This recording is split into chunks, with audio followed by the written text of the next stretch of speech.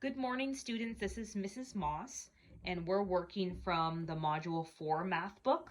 We're working on multiplication of fractions. I'm going to do page 79 with you. So open up to page 79. It says Lesson 11 exit ticket.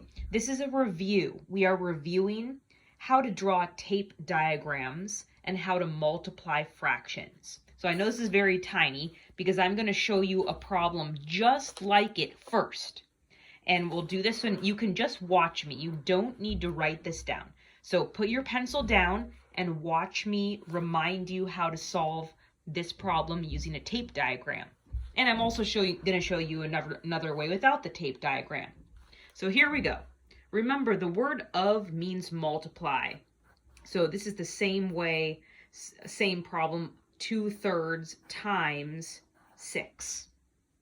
So this wants us to solve it with a tape diagram. So first I draw my rectangle, and then I'm going to label this entire rectangle equals 6 because my whole number is 6.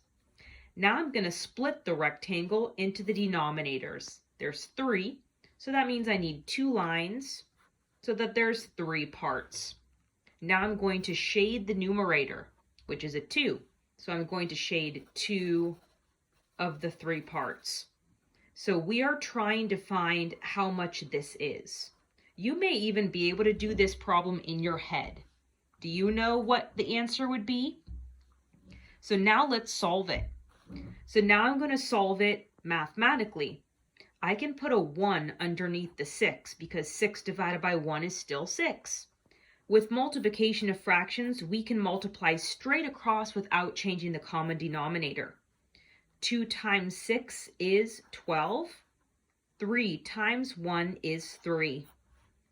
Now this reads 12 divided by 3. You can probably do this in your head, but if you are confused, I will write it out for you. So I just flipped it. It's like there's an imaginary line right here, and I can flip it to make it look like a division problem. 3 goes into 12 4 times, because 3 times 4 is 12. It will go in evenly. We have no fraction remainder. So my answer is 4. That means that this missing section is 4. Does that make sense to you? That 2/3, which is more than half, of the number 6 would be 4?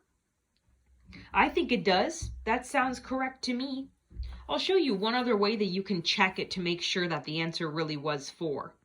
We can solve it, instead of finding 2/3, we could find 1/3 of 6. So I'm going to write this other problem right here, 1/3 of 6.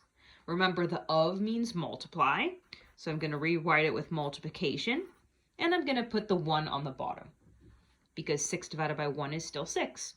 Now I multiply straight across. 1 times 6 is 6. 3 times 1 is 3. I do my division. 6 divided by 3 equals 2. So what did I just find? I found each section of this rectangle. So that means this equals 2, this equals 2, and this equals 2. And we only needed to find this part, 2/3 of it. So I just add them. 2 plus 2 is 4.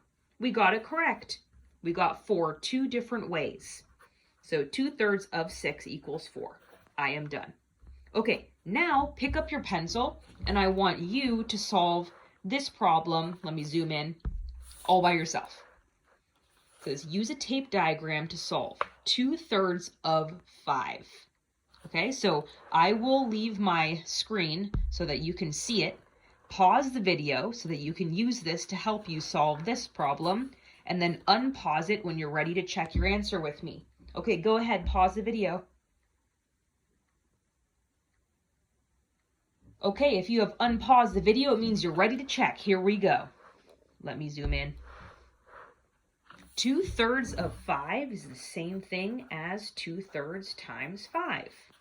I'm going to put my 1 on the bottom, and now I'm going to draw the tape diagram.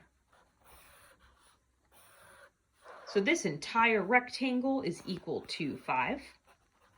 My denominator is 3, so I'm going to split it into 3 parts with 2 lines. And I'm going to shade in 2 parts of that. I am trying to find this section, so I'm going to put a question mark. Now I'm going to multiply straight across. 2 times 5 is 10. 3 times 1 is 3. So I know that whatever I simplify this fraction as, that's my answer. So let me go ahead and divide, because this is 10 divided by 3. 10 divided by 3. It goes 3 times with 1 remaining. That would be 3 1/3. So we have just found our final answer.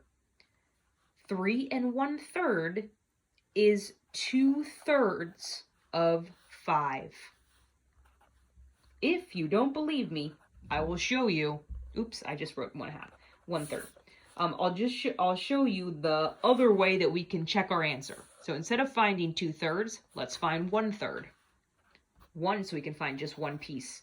1/3 of 5. Okay, change this to multiplication. Add a 1. 1 times 5 is 5. 3 times 1 is 3. So that means each of these pieces would be 5/3. And I have 2 of them. So this one would be 5/3, and this one would be 5/3, and this one would be 5/3. So what I'm going to do is add 2 of these together. So I'm going to put 5/3 plus 5/3, because I need 2 of them. So I add the top, 5 plus 5, because the denominators are the same, so I'm allowed to do that. And unlike multiplication, remember the 3's stay the same. For addition and subtraction of fractions, you have the same denominator, and then you can add the numerators. So look what I just got. I just got the same answer that I had gotten up here. So I know that if I simplify this, I am going to get this same answer. So I don't even need to go further. I have just proven that I will get the same answer. So my final answer was 3 1/3. Did you get it correct? If you did, give yourself a check or a star. Good job. All right, now we'll continue with the rest of our lesson.